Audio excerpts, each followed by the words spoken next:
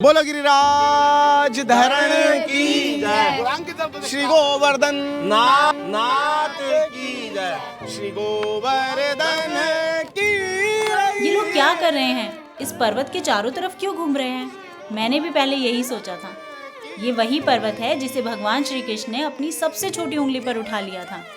लेकिन इस वीडियो को शुरू करने से पहले जिन लोगों को इस पर्वत के पीछे का रहस्य नहीं पता, चलो उन लोगों को फटाफट से ये कहानी बताती हूँ। लेकिन उससे पहले जो लोग नए जुड़े हैं हमारे चैनल से, उनको मैं अपने बारे में बता दूं। नमस्ते, मेरा नाम यामी है और मैं आपको अपनी आंखों से अपना देश दिखाती हूँ।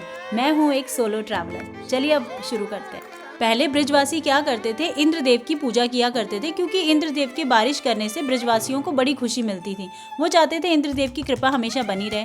लेकिन भगवान श्री कृष्ण ने ब्रजवासियों को समझाया कि उन्हें गाय भैंसों की पूजा करनी चाहिए, गोवर्धन पर्वत की पूजा करनी चाहिए, जिनसे उनको लाभ मिलता है। तभी से ब्रजवासियों ने गोवर्धन पर्वत की पूजा करना शुरू कर दी और गाय भैंसों को भी सम्मान देना शुरू किया और उनकी पूजा करना शुरू की। लेकिन इंद्रदेव को ये बात हजम नहीं हुई। इंद्रदेव ने मूसलाधार बारिश कर दी ब्रज में और पूरा ब्रज जलमग्न होने लगा। इंद्र के प्रकोप से बचाने के लिए भगवान श्री कृष्ण ने गोवर्धन पर्वत को ही अपनी कनिष्ठा उंगली पर उठा लिया और ब्रजवासियों की रक्षा की। इससे इंद्र देवता को अपनी गलती पर पछतावा हुआ और उन्होंने भगवान से माफी मांगी। तभी से ही गोवर्धन पर्वत की पूजा की जाती है और इसके चारों तरफ घूमकर 21 किलोमीटर की परिक्रमा को किया जाता है। इस परिक्रमा को करते हुए आप अपने मन में जो भी इच्छा लेकर आओगे वो आपको जरूर पूरी होती। तो इस को करने के लिए मैं निकल पड़ी ब्रज की बसों में बैठकर गोवर्धन की ओर। बस बिल्कुल खचाखच भरी हुई थी, बिल्कुल भी जगह नहीं थी। मुझे बस स्टैंड से धर्मशाला तक पहुंचने के लिए रिक्शा लेना पड़ा। तो चलो सबसे पहले अपनी धर्मशाला चलते हैं, उसके बाद फ्रेशन अप होकर फिर हम निकलेंगे। बहुत सारी धर्मशाला एक्सप्लोर करने के बाद फाइनली मुझे अपनी धर्मशाला मिल ही गई। इस धर्मशाला को मैंने पहले बुक नहीं किया था, ये मैंने ऑन टाइम जाके ही की है।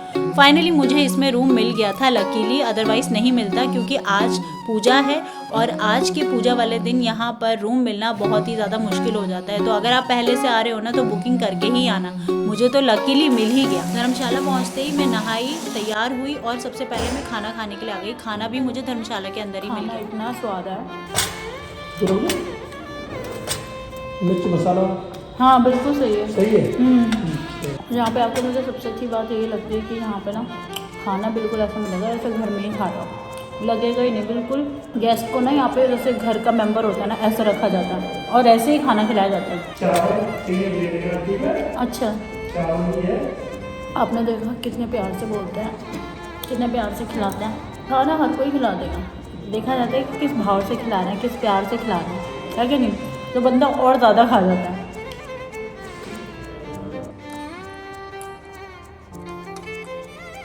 मजा आ गया दाल में। गोवर्धन से सबको राधे राधे। आई होप कि आप लोग स्वस्थ होंगे और मस्त होंगे।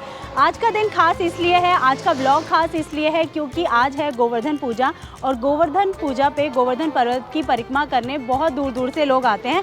तो मैंने सोचा क्यों ना आज के दिन ही आपको गोवर्धन पर्वत की परिक्रमा अपने साथ करवाऊं। तो चलिए आज कीजिए मेरे साथ गोवर्धन पर्वत की परिक्रमा। और आज के दिन परिक्रमा बहुत शुभ मानी जाती है। वैसे तो गोवर्धन पर्वत की परिक्रमा आप कभी भी कर सकते हो, उसका कोई टाइम नहीं है, कोई ऐसा त्यौहार नहीं है। खास बात यह है कि गोवर्धन पर्वत की परिक्रमा जो भी करता है ना, उसको संसार में चाहे जो भी कुछ चाहिए हो वो सब कुछ उसको मिलता है, ऐसा माना जाता है और ऐसा होता भी है। तो अगर आपने अभी तक गोवर्धन पर्वत की परिक्रमा नहीं की है तो ज़रूर कीजिएगा। लेकिन आज का ब्लॉग खास इसलिए है क्योंकि आज के दिन मैं आपको ये दिखाना चाहती थी, खासकर गोवर्धन पूजा वाले दिन गोवर्धन पर्वत की परिक्रमा करने कितने लोग आते हैं, क्या क्या होता है रास्ते में और कैसा मेला लगता है, या मुझे भी नहीं पता, ये सब मैं आपके साथ ही देखूंगी। तो चलिए शुरुआत करते हैं अपनी गोवर्धन पर्वत की परिक्रमा की, श्री राधे कृष्ण का नाम लेके। परिक्रमा शुरू होती है दान घाटी से। अगर आपने पहले वाला व्लॉग नहीं देखा है तो जाकर देखना, उसमें मैंने सारी चीज़ें बताई हैं और साथ साथ इसमें भी बताती रहूँगी।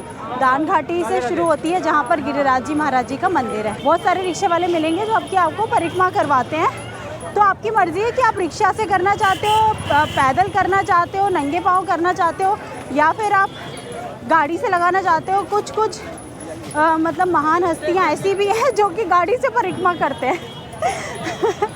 मतलब सुन के भी हंसी आती है मुझे कि पैरों को कष्ट नहीं देना ज़रा सा भी। मतलब गाड़ी से परिक्रमा, उसको परिक्रमा में काउंट कर रहे हैं लोग। इतने आलसी हो रहे हैं कि क्या ही बताएं। चलो जी, पैदल चलते चलते दान घाटी मंदिर आ गया। थोड़ा और चलना है मुझे कोई रिक्शा ही नहीं मिला दान घाटी मंदिर जाने के लिए, क्योंकि ज़्यादातर सारे रिक्शे वाले ना परिक्रमा जाने के लिए ही पूछते हैं। और आज भीड़ बहुत है, दिखाती हूँ।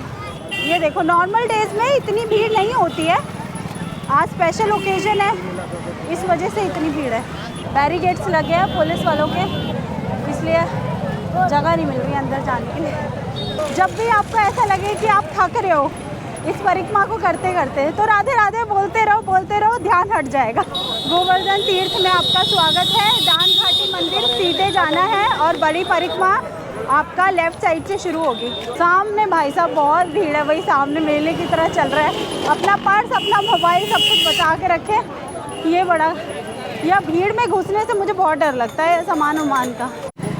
दोस्तों अभी तो मैं बेयरफुट हूँ, लेकिन मैं आगे से ना वो वाली चप्पलें लूँगी। मतलब चप्पल क्या, वो ना सॉक्स जैसे होते हैं, कपड़े के होते हैं। पत्थर लग जाता है तो फिर चला भी नहीं जाएगा।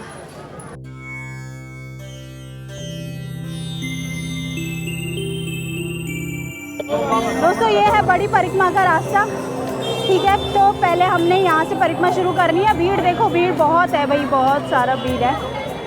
लोग ऐसे दंडवत प्रणाम करते हैं, दंडवत प्रणाम करने के बाद परिक्रमा शुरू करते हैं। लेकिन उससे पहले यहाँ पर गिरिराज महाराज जी के पहले दर्शन करने होते हैं, उसके बाद ही आपको परिक्रमा स्टार्ट करनी होती है। ये देख लो, मंदिर में इतनी भीड़ है। वैसे नॉर्मल डेज में आराम से दर्शन कर सकते हो, अभी तो बिल्कुल जगह भी नहीं है। अभी महाराज गिरिराज महाराज जी का कपाट भी बंद है अभी तो।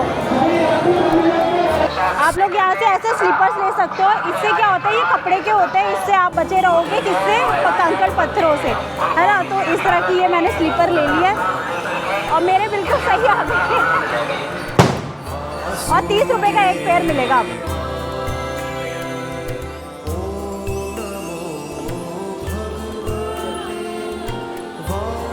दोस्तों मेरे साथ साथ में वो देख रहे हो आप, वो गिरिराज पर्वत है वहाँ पे सामने। अब देखो, कुछ लोग अंदर से भी लगा रहे हैं और कुछ लोग यहाँ बाहर फुटपाथ से भी लगा रहे हैं। तो कहीं से भी लगा सकते हो, अंदर से भी, उधर से भी। और वैसे आप पर्वत पे भी जा सकते हो अगर आप जा सको तो। और अभी ना जगह जगह प्रसाद बट रहे हैं, जगह जगह। मतलब हर कोई, मतलब जैसे क्या होता है कि जैसे आज के दिन ना दान बहुत किया जाता है। कुछ भी दान कर सकते हो, अपनी श्रद्धा अनुसार अपने हट सकते हो। जगह जगह आप देखो स्टॉल लगे हुए हैं जो मुफ्त लंगर सेवा दे रहे हैं। पर इतनी खूब सारी लंगर सेवा यहाँ पर चल रही थी, तो खूब सारे, मतलब पूरा रोड गंदा हो रखा था। पूरे दोने वोने, हलवा, खिचड़ी और मंगोड़े, पकोड़े, ये सब कुछ मिल रहा था। देखो, यहाँ से भी चल सकते हो, पक्के रोड से भी चल सकते हो आप, और आप यहाँ से भी चल सकते हो मिट्टी वाले रोड पे से। भाई ये चप्पलें जो है ना कपड़े वाली, ये बड़ा साथ दे रही हैं, वरना मैं इतनी तेज़ चल नहीं पाती। आपकी जानकारी के लिए बता दूं, गोवर्धन पूजा ब्रजवासियों का सबसे प्रमुख त्योहार माना जाता है। आज के दिन महिलाएं अपने घर के आंगन में गोबर से गोवर्धन पर्वत की आकृति बनाती हैं। इसके बाद अन्नकूट का भोग लगाया जाता है और फिर पूरा परिवार एक साथ बैठकर गोवर्धन महाराज की पूजा करता है और गाय बैल पशुओं की आरती उतारकर उन्हें मिठाई खिलाई जाती है। ये शानदार प्रथा आपको हमारे भारत देश में ही देखने को मिल सकती है, क्योंकि एक हमारा देश ही तो है जहाँ पर पशुओं की भी पूजा की जाती है। अभी मैं जहाँ बैठी हूँ वो है गिरिराज जी पर्वत के बिल्कुल नीचे ही बैठी हूँ। बिल्कुल उनकी जड़ों में आप देख सकते हो, यहीं से ये पर्वत शुरू हो रहा है। पहले इसकी ऊंचाई जो थी ना वो पहले बहुत ज़्यादा थी, लेकिन वक्त के साथ साथ अब इसकी ऊंचाई जो है ना वो धीरे धीरे कम हो रही है। कहा जाता है कि एक दिन ऐसा आएगा जिस दिन गिरिराज जी पर्वत जो है वो बिल्कुल ज़मीन के अंदर धंस जाएगा। पता नहीं ये बात कितनी सही है या कितनी गलत, लेकिन अगर देखा जाए अपने पास्ट में तो ये देखा जा रहा है कि पहले गिरिराज जी पर्वत की जो ऊंचाई थी ना पहले बहुत ज़्यादा थी, और अब देखा जाए तो अब देखिए अब कितनी है। अभी बोलूँ तो मैंने पहले जब परिक्रमा करी थी ना तो उस टाइम मैं मेन रोड से करी थी, और इस टाइम मैंने अभी जो परिक्रमा करी है मैंने अंदर आके करी है, जो पर्वत के साथ साथ में हम चलते हैं। जो पुराने टाइम का जो रास्ता है ना वो यही वाला है, जो प्राचीन रास्ता है, और जो नया वाला रास्ता है वो अभी मैंने जो बाहर से दिखाया वो वाला रास्ता था। अभी तो ये पुराना वाला रास्ता है जिससे अभी लोग कर रहे हैं, आप किसी से भी कर सकते हैं, लेकिन इस बार मैं पुराने रास्ते से करना चाहती थी तो इस बार मैं इधर की तरफ आ गई। और ये पूरा रास्ता जो है ना वो कच्चा रास्ता है। यहाँ पे आपको रियल गोवर्धन कैसा है वो आपको दिखेगा। आपको यहाँ पे मतलब बिल्कुल रियलिटी दिखेगी, गाय और गौशाला और उपले थोपना, गोबर, मतलब ये सारी चीज़ें दिखेंगी जो मुझे बहुत अच्छा लग रहा है देखने में। और यहाँ पर पत्थर पर बैठ के मैं वो चीज़ मतलब याद करने की कोशिश कर रही हूँ, महसूस कर रही हूँ। और यही वो पर्वत है जहाँ पर श्री कृष्ण अपने बचपन का समय बिताया था राधा रानी के साथ, दाऊ भैया के साथ। यहीं पर वो खेला करते थे। इसी पर्वत के ऊपर एक फिसल पट्टी भी है जिस पर वो मतलब नीचे फिसलते थे, मतलब खेलते थे और गायों को चराने के लिए ऊपर इसी पर्वत पे आया करते थे।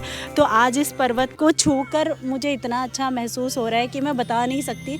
इतनी अच्छी फीलिंग आ रही है कि क्योंकि जब मैं लास्ट टाइम आई थी ना, तो मैंने ये सोचा था कि एक बार ही ना मेरे को वो पर्वत को छू के देखना है और शायद उस पर्वत को छू के मुझे एहसास होगा। मुझे मतलब मैं फील करना चाहती थी कि भगवान इसी पर्वत पर खेला करते थे, इसी पर्वत पर राधा रानी के साथ, दाऊ भैया के साथ और अपने और भी सभी ग्वालों के साथ यहीं पर खेला करते थे, गाय चराया करते थे। तो आज बहुत अच्छा लग रहा है, बहुत बहुत अच्छा। मैं बहुत सौभाग्यशाली हूँ कि मैं गिरिराज पर्वत को छू सकती हूँ, उनके ऊपर यहाँ पर बैठी हूँ और भगवान को भी महसूस कर सकती हूँ कि भगवान यहाँ पर खेलते होंगे तो कितना अच्छा लगता होगा। दोस्तों, आप में से बहुत सारे लोग होंगे जिन्होंने अभी तक गिरिराजी पर्वत की परिक्रमा नहीं करी है, तो मैं आपको ज़रूर बोलना चाहूँगी कि आपने ज़िंदगी में कुछ किया हो या ना किया हो, लेकिन एक बार गिरिराजी पर्वत की परिक्रमा ज़रूर करना अपनी ज़िंदगी में, आपका उद्धार हो जाएगा।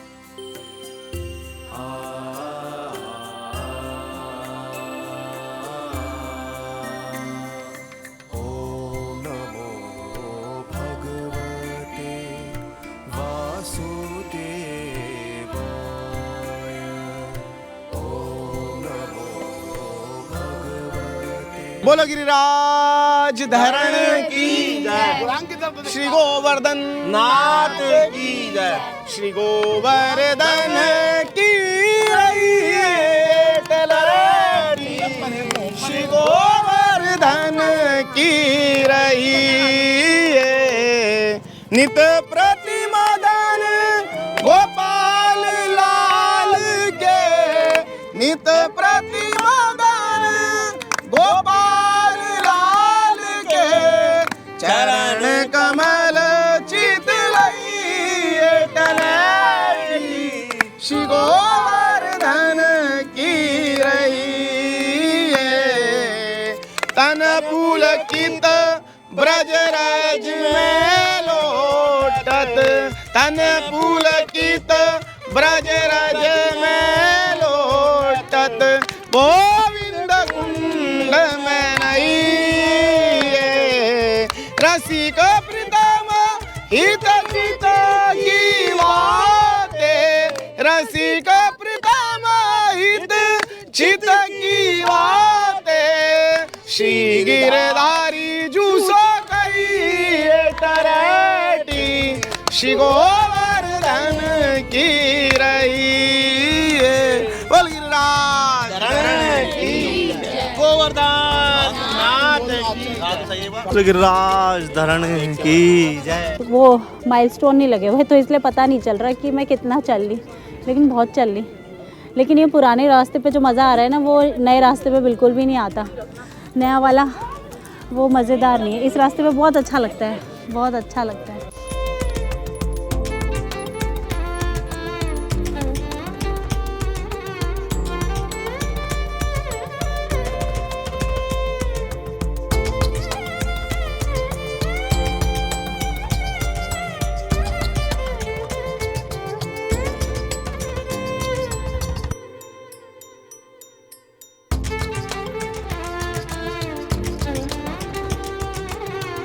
आपकी जानकारी के लिए बता दूं, ये है आलू और दही की जलेबी, जो मैं खा नहीं सकती क्योंकि मैं जलेबियाँ खाती ही नहीं हूँ।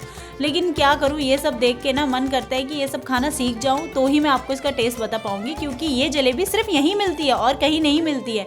देखते देखते बुखारबिंद भी आ गया। चलो यहाँ दर्शन करते हैं, उसके बाद आगे यात्रा कंटिन्यू करेंगे।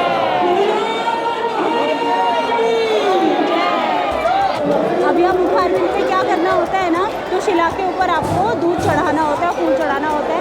अगर आपका नंबर आ जाता है, वैसे बहुत ज़्यादा भीड़ है, नंबर नहीं आएगा और धक्का मुक्की हो रही है। मैं धक्का मुक्की नहीं कर सकती, बस इसी वजह से मैं पीछे हो जाती हूँ, तो धक्का मुक्की हो रही है। और फिर आपको दूध चढ़ाने के बाद शिला पे मत्था टेक के अपना वापस आपको ये जो है अपनी यात्रा जो है वो आगे कंटिन्यू करनी है। यहाँ हर पूर्णिमासी के दिन आता हूँ। ये गोवर्धन की पूजा है, इसलिए विशेषकर आज दोबारा आया हुआ हूँ और हमेशा इससे मेरे को लाभ मिला है। मेरे उन्नति का मुख्य वजह गोवर्धन परिक्रमा और कृष्ण की पूरी कृपा पात्र के कारण ही संभव हुआ है। जय श्री कृष्ण, जय श्री राधे, जय श्री राधे।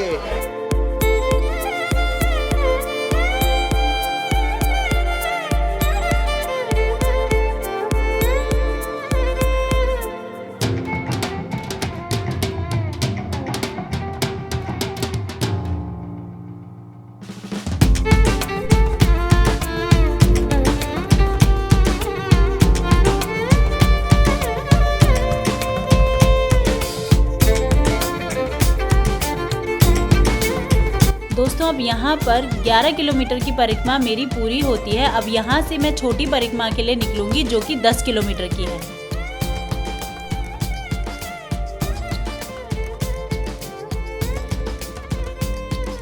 छोटी वाली परिक्रमा है ना, ये पूरी वैसे 9 किलोमीटर की है। 1 किलोमीटर तो हम चल लिए हैं, अब 8 किलोमीटर की है, लेकिन पता नहीं मुझे ये वाली ज़्यादा लंबी लगती है। मैंने टी शर्ट ऊपर कर ली है और स्वेटर अंदर कर लिया। पूरे टोटल किलोमीटर जो है 21 किलोमीटर की परिक्रमा है।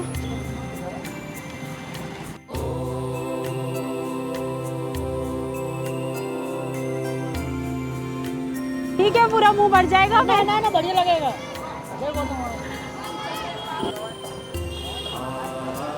दया तो नहीं रहा।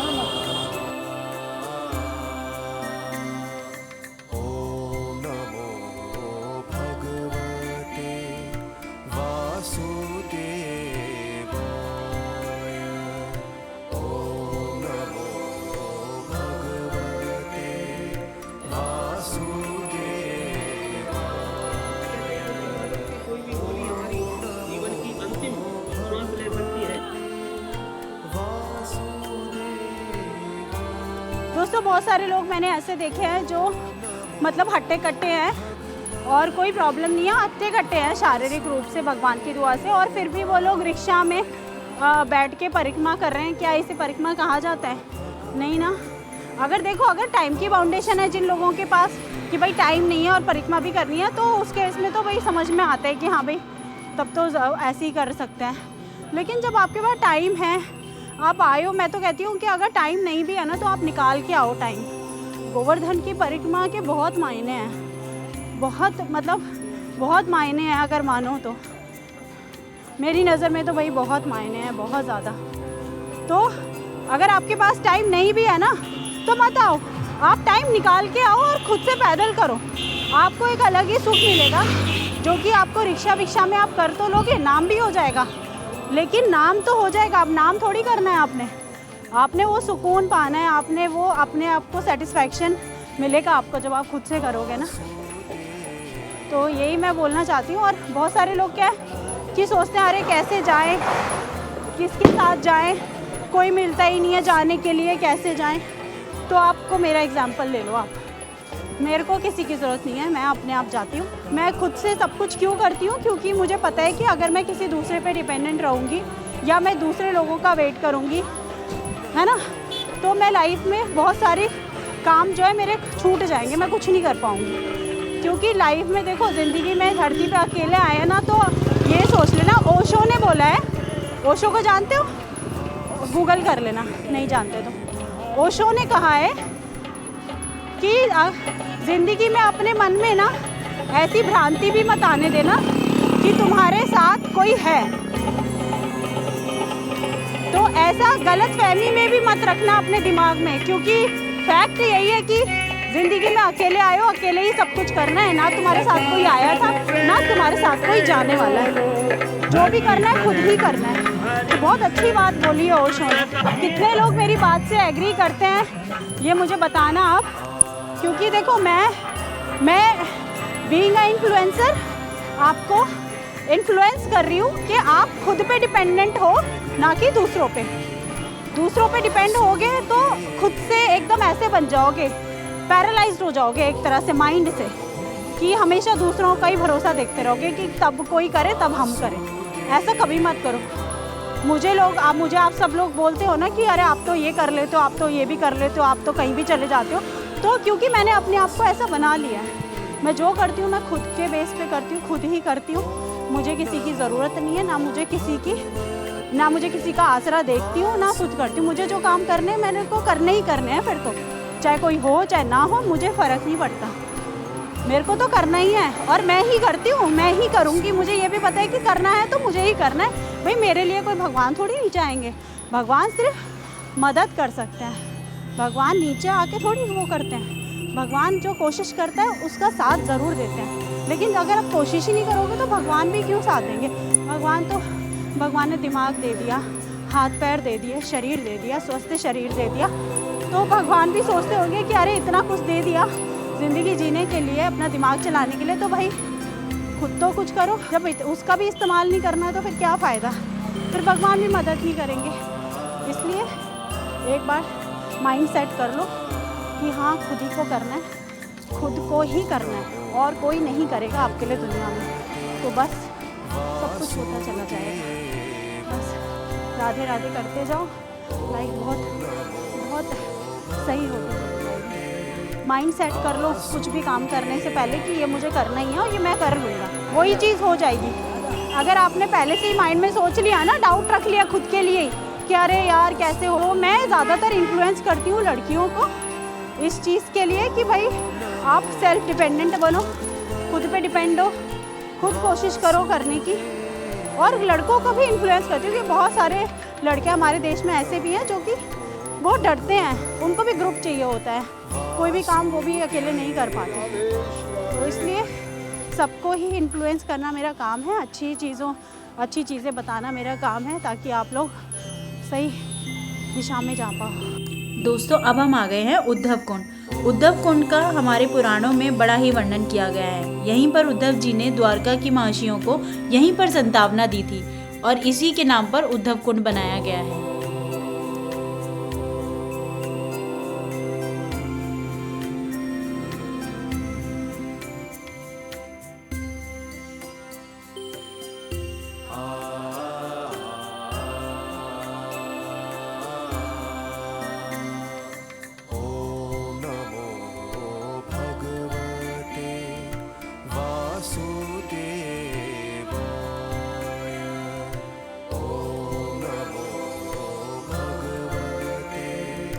उद्धव कुंड से थोड़ा ही आगे चलकर आता है चैतन्य महाप्रभु का बड़ा ही सुंदर मंदिर। जी हाँ दोस्तों, इस मंदिर के अंदर जाकर कैमरा तो अलाउड नहीं है, तो मैं अंदर का तो नहीं दिखा सकती। अंदर चैतन्य महाप्रभु की एक विशाल मूर्ति विराजमान है। मंदिर बहुत सुंदर है। थोड़ा और आगे चलते हैं तो आता है राधा कुंड की गलियाँ। अब राधा कुंड की गलियों में आते आते हम पहुँच चुके हैं राधा कुंड। भगवान श्री कृष्ण ने इस कुंड की रचना तब की जब उनके ऊपर गौ हत्या का पाप लगा था, क्योंकि एक राक्षस ना गौ के रूप में आ गया था। तो भगवान को उसका पाप से मुक्ति मिल जाए, इसलिए भगवान ने इस कुंड की रचना कर इसमें स्नान किया। और तभी से मान्यता है कि कृष्ण पक्ष की अष्टमी को जो भी दंपति इस कुंड में स्नान करेगा उनको संतान की प्राप्ति होगी। इस मशीन से तुलसी माला के मोती बनाए जाते हैं। आप देख सकते हैं, ये मशीन मैंने पहली बार देखी।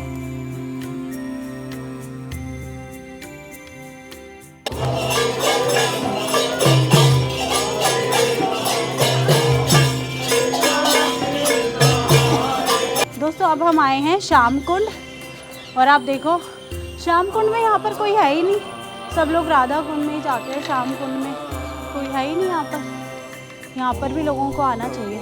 ये उससे थोड़ा सा और आ गया है।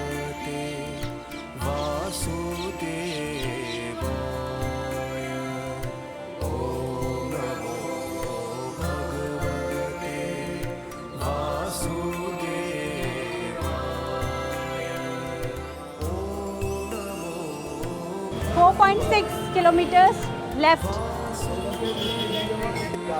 दोस्तों तो मैंने अपने राधा रानी और कान्हा जी को ले लिया है, और वैसे मेरे पास जो पहले वाले थे ना वो छोटे हैं, उनका साइज़ छोटा है और उनको मेरे साथ हो गया बहुत टाइम, और अब जो मैंने लिया है वो लिया है मैंने थोड़े बड़े वाले लिए और दोनों का जोड़ा ही ले लिया।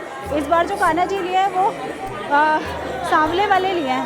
पहले वाले जो थे मेरे पास वो वाले थे गोरे वाले, लेकिन काले वाले जो सांवले वाले हैं ना ये बहुत प्यारे लग रहे हैं, बहुत सुंदर लग रहे हैं। और राधा रानी भी मेरी बड़ी प्यारी है, स्नान कराऊंगी मानसी गंगा में। दोस्तों ये है कुसुम सरोवर, जिसमें अभी लाइट बंद है, 7 बजे लाइट जलती है। अभी अंधेरा पड़ा है, अभी आपको कुछ भी नहीं पता चलेगा। लाइट चलती है तो बहुत सुंदर लगता है। मैंने पिछली बार के परिक्रमा में दिखाया है, मैं नहीं देखा तो आके देखिए।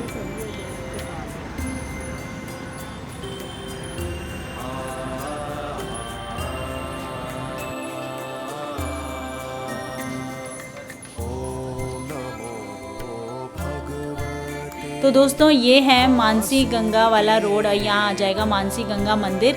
मानसी गंगा इस यात्रा का मेरा लास्ट हॉल्ट है, और दान घाटी मंदिर पे जहाँ से मैंने अपनी परिक्रमा शुरू की थी वहाँ पे मत्था टेकने के बाद यहाँ पे मेरी परिक्रमा होती है संपूर्ण। भगवान गिरिराज जी करें कि आप भी जल्दी परिक्रमा करने आए। ये है गिरिराज जी महाराज जी, अब आप इनके दर्शन कर सकते हैं, साक्षात आपके सामने हैं। जल्दी आपको भी बुलाएं, आपकी भी परिक्रमा हो जाए और आपको भी आपके जीवन में बहुत तरक्की मिले, यही मेरी कामना है आप सबके लिए गिरिराज जी महाराज जी से। जय जय श्री राधे राधे।